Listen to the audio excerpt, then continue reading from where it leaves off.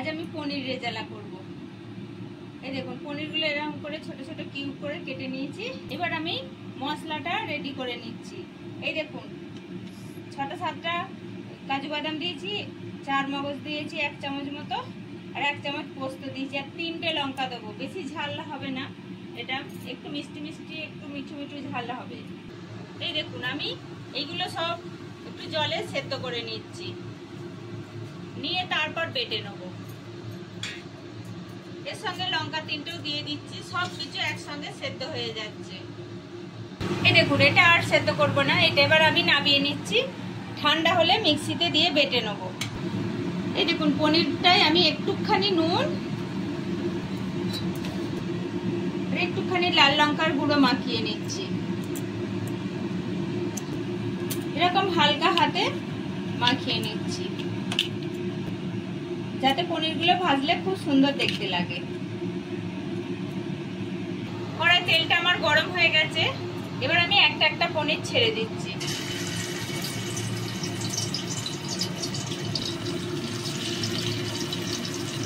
খুব বেশি ভাজবো না, হালকা করে ভাজবো।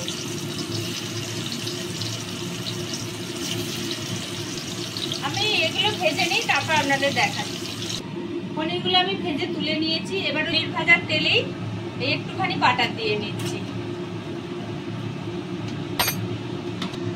ওই তেলে 2টো এলাচ ফোড়ন দিয়ে নিচ্ছি। এলাচগুলো একটুখানি ফাটিয়ে দিচ্ছি, আর কিছু ফোড়ন দেবো না। এলাচগুলো একটুখানি মুখটা ফাটিয়ে দিয়ে দিচ্ছি। এলাচটা ভাজা হয়ে গেছে, এবার আমি সেই সেদ্ধ করা মশলাটা বেটে নিয়ে এসেছি, এটা দিয়ে দিচ্ছি। ডিপেটা ধুয়ে একটু জল দিয়ে নিচ্ছি। এবার আমি মশলাটাকে একটুখানি কষে নেব। একটুখানি গোলমরিচের গুঁড়ো দিচ্ছি।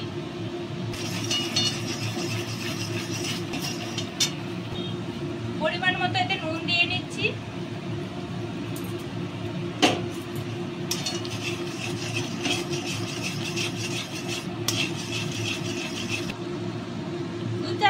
চিনি দিচ্ছি, যাতে টেস্টটা ব্যালেন্স হয়।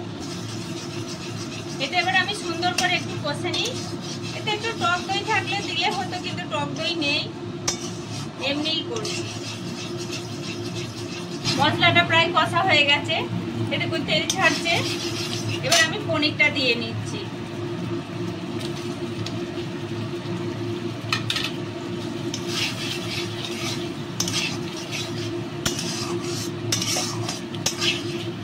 এবার একটুখানি জল দেবো, কারণ পনিরটা একটু সেদ্ধ হবে।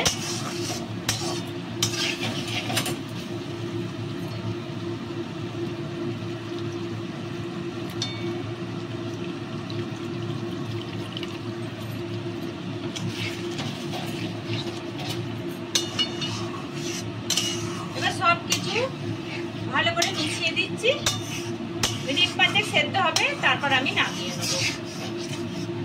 রেডি হয়ে গেছে, এবার আমি নামিয়ে নেব। এবার আমি ঢেলে নিচ্ছি।